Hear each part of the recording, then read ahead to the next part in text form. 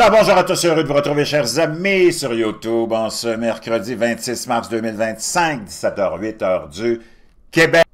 Merci d'être avec moi sur YouTube, merci à ceux qui m'envoient des liens, des messages toujours pertinents, intelligents et très appréciés. Merci à ceux qui vont commenter la vidéo, dites-moi d'où vous regardez, écrasez le petit pouce en l'air et partagez la vidéo.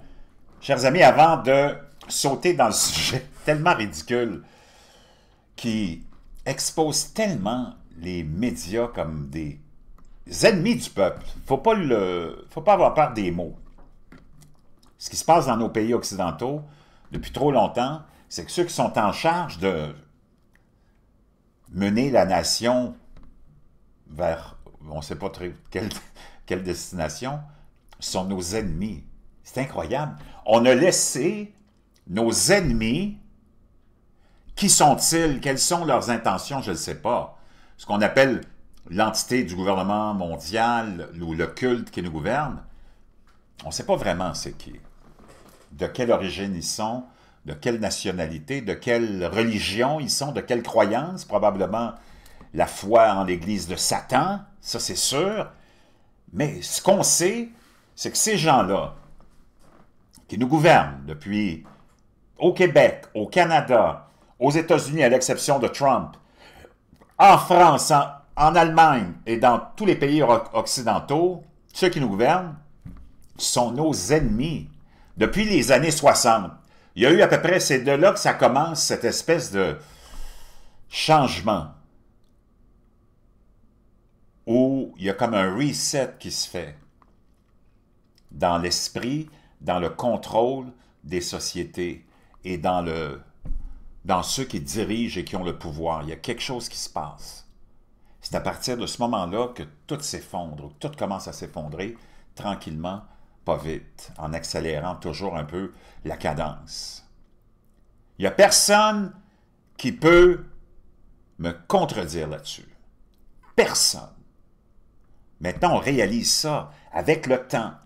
On réalise ça avec la maturation, avec la réflexion, avec le bilan de tout ce qui s'est déroulé depuis 60 ans, le bilan de ceux qui nous ont gouvernés, et à cause de la venue de Donald Trump en politique, ben, il y a eu un éveil qui s'est fait. Lui, il a semé la graine du doute dans l'esprit des gens quant à l'honnêteté et l'intention de ceux qui nous gouvernent. Et ça ne peut plus changer. Tu ne peux plus revenir en arrière. Tu ne peux plus voir les choses autrement que comme tu les vois maintenant, que ces gens-là sont des ennemis du peuple. Et le peuple, un peuple, c'est composé de toutes sortes de nations, là, puis tout le monde se sent comme ça. Moi, j'ai plein d'amis de toutes les nationalités, ils se sentent tous trahis par nos élus. On s'est senti trahis pendant la pandémie, tu as vu ce qu'on nous a fait vivre. On s'est senti trahis dans toutes sortes d'autres événements, dans des déclenchements de guerre, dans des mensonges après mensonges, après mensonges, après mensonges. Nos impôts, nos taxes qui n'ont pas arrêté de monter, d'augmenter. On nous distrait avec de l'inflation de 2%, 3% sur un sac de chips. I don't fucking care. J'en ai rien à foutre que l'essence soit à 1,56 aujourd'hui, puis que demain, il soit à 1,60. Ça ne change pas grand-chose dans mon budget à la fin du mois. Mais la quantité d'impôts et de taxes dont personne ne parle jamais, c'est ça qui nous a mis dans la misère totale. Ça, c'est sans compter tous les autres frais. Il n'y a rien de plus important que ça, là. Voyons donc. Donc, ceux qui nous gouvernent, ce sont tes ennemis. C'est comme si tu t'en allais à la guerre contre Y s'en va à la guerre contre X, mais les commandants puis les généraux de l'armée de X, ils viennent du camp d'Y. Donc, tes ennemis, c'est eux autres, tes commandants, tes généraux. Tu le sais que tu n'auras aucune chance de gagner.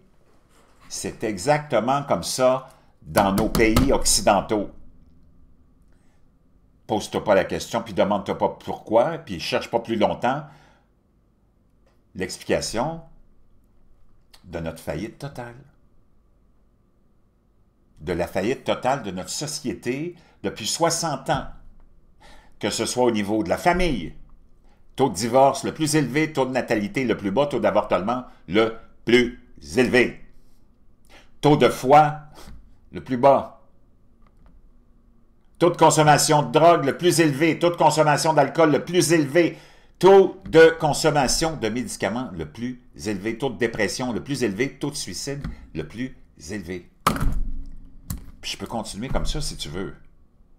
Ça, c'est le bilan de ce que ce culte-là, qui a pris le contrôle dans les années 60, nous a donné. Ça, c'est le bilan dans lequel on est. Puis une société complètement des individus démunis de force, démunis de colonne vertébrale, démunis de conviction, des androgynes stupides, des somnambules et des gens qui sont sous hypnose. Avec une nouvelle maladie qui devrait être étudiée parce que c'est devenu une épidémie, plus grave que n'importe quel autre virus, le Trump Derangement Syndrome, le TDS, qui atteint tout le monde.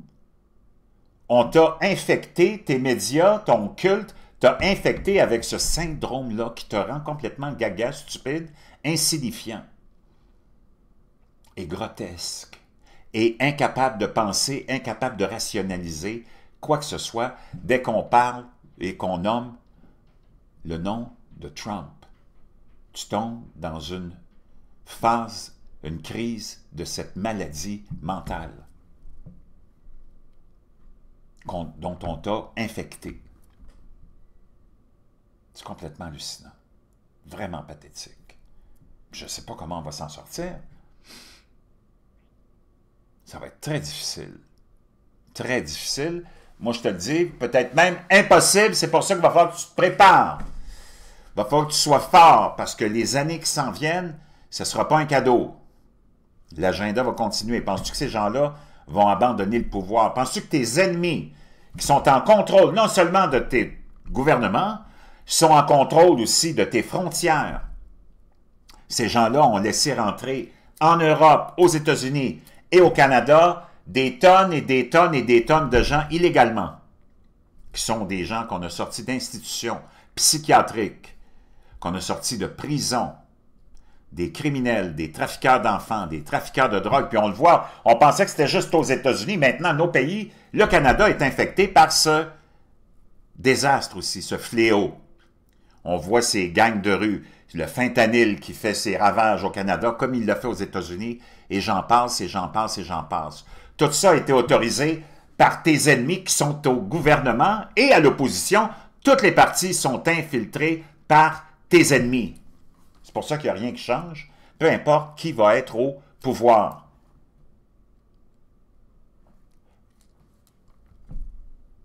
Depuis quand un pays n'a pas de protection de ses frontières? Il y a juste nous autres, les idiots. Qu'est-ce que fait l'armée? Qu'est-ce que fait la GRC? Qu'est-ce que fait la Sûreté du Québec? Que font les forces de l'ordre? Ils attendent quoi pour faire respecter la loi des frontières? C'est incroyable. Que ce soit en France, que ce soit au Canada, que ce soit partout. Avant l'arrivée de Trump, c'était comme ça aux États-Unis. Puis même que nos administrations disent au monde, venez-vous-en, on vous attend, venez-vous-en, on vous attend. Are you effing kidding me? Depuis quand on n'a pas de sécurité puis qu'on ne fait pas appliquer la loi aux frontières? Alors que toi, tu vas traverser la rue sur un feu rouge, tu vas avoir l'ensemble des policiers du quartier qui vont arriver avec leur gyrophare, comme s'il y avait eu un attentat, puis que c'est tout simplement une pauvre vieille qui a décidé que ça prenait trop de temps avant que le feu change, puis qu'il n'y avait personne, puis qui s'est assuré qu'il n'y avait aucun danger qui a traversé la rue.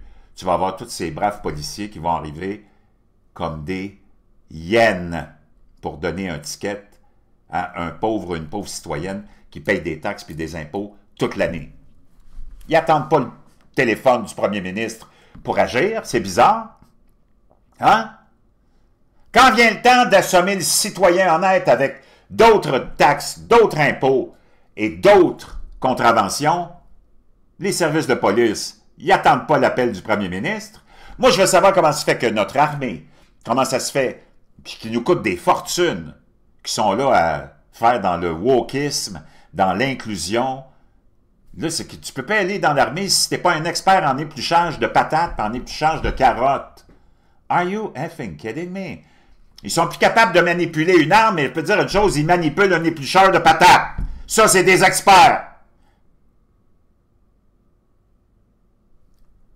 Depuis quand la police attend un appel de qui pour aller faire respecter des frontières alors qu'on nous a convaincus, ce même culte-là, qu'il fallait qu'on mette des milliards et des milliards et des milliards de dollars dans un gouvernement corrompu comme celui de l'Ukraine, qu'on lui envoie des milliards de dollars de notre argent pour que lui puisse sécuriser ses frontières. Moi, je ne comprends plus rien.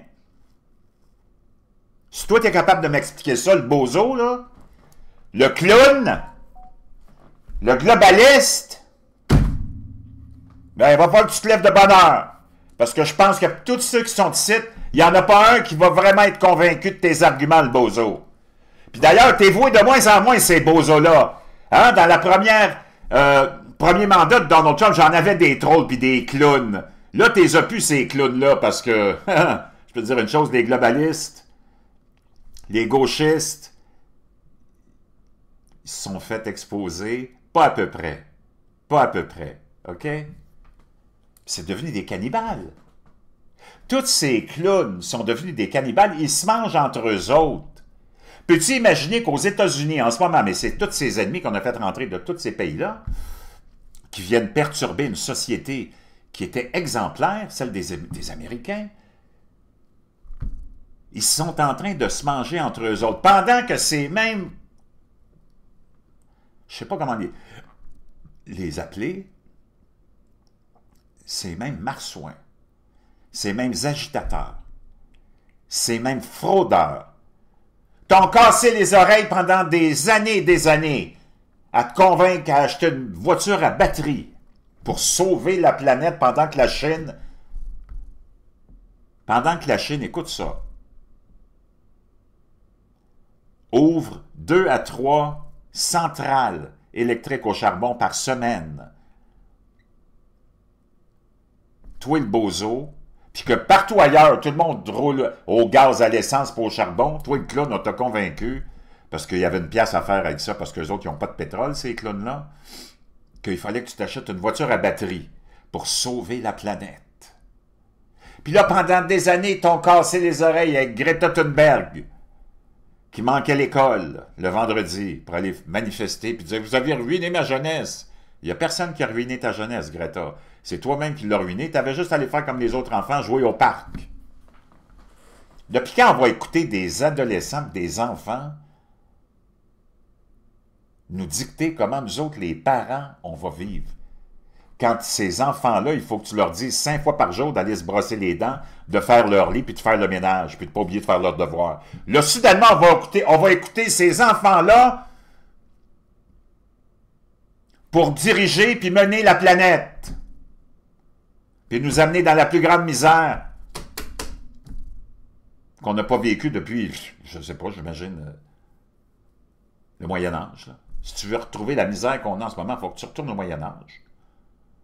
Puis avec tout ce qui venait avec le Moyen-Âge, la tyrannie, puis la dictature, puis la violence. Donc, tu as ces hypocrites, ces fraudeurs, ces usurpateurs de tout ce que tu peux imaginer, qui t'ont convaincu qu'il fallait que tu laisses tomber, puis là, ils vont te forcer, là, ils ne veulent même plus te convaincre, là, ils vont te forcer à laisser tomber ta voiture à essence pour acheter une voiture à batterie. Et là, ces mêmes fraudeurs aux États-Unis sont en train de vandaliser, massacrer les propriétaires de voitures électriques, qui appellent eux autres, mais c'est des voitures à batterie, parce que jusqu'à nouvel ordre, moi, j'ai pas vu un fil électrique assez long pour te permettre de te promener avec ta voiture électrique. Mon réfrigérateur, il est branché à longueur de journée, 24 heures sur 24. Mon réfrigérateur, il n'est pas à batterie, il est électrique. Ma cuisinière n'est pas à batterie, elle est électrique. Mon ordi, il n'est pas à batterie, il est électrique. Mon téléphone, il est à batterie. Même si je le charge à l'électricité, ça ne fait pas de mon téléphone un téléphone électrique. Ta voiture, c'est une voiture à batterie. Et là, ils sont en train de vandaliser, de massacrer, de menacer les propriétaires de ces voitures-là qui ont convaincu à acheter pour sauver la planète. Ils se mangent entre eux autres. C'est des cannibales, ces gens-là. Ils n'ont aucun principe. Puis ils ne savent même pas si le propriétaire de la Tesla, c'est un gay, une lesbienne, un trans, un queer, un vegan, qui probablement est le cas. Puis ils attaquent ce monde-là. Parce que c'est du monde qui sont entrés, c'est tes ennemis qui sont là chez vous, et ils sont là, ça c'est les loups solitaires. Oublie les islamistes. Moi, les islamistes, ils me font pas peur. Puis on va crever un abcès une fois pour toutes, OK? Moi, j'ai plein d'amis de toutes les nationalités. La seule chose qui me fait pas peur, moi, c'est quelqu'un qui a la foi. OK? Les islamistes, ça, c'est encore là, créé de toutes pièces par tes propres ennemis chez vous. C'est ces gens-là qui ont financé des corrompus de d'autres nationalités qui appartiennent à une religion pour leur faire et commettre des actes vraiment odieux pour que tu puisses continuer à avoir peur et à financer le complexe militaro-industriel qui démonise les musulmans. OK? T'en as des voisins musulmans, as-tu peur? Le clown? Tes enfants, ils vont à l'école avec des enfants musulmans. As-tu peur, le bozo? Y a-tu des choses qui arrivent? Y a-tu des incidents qui arrivent? Non.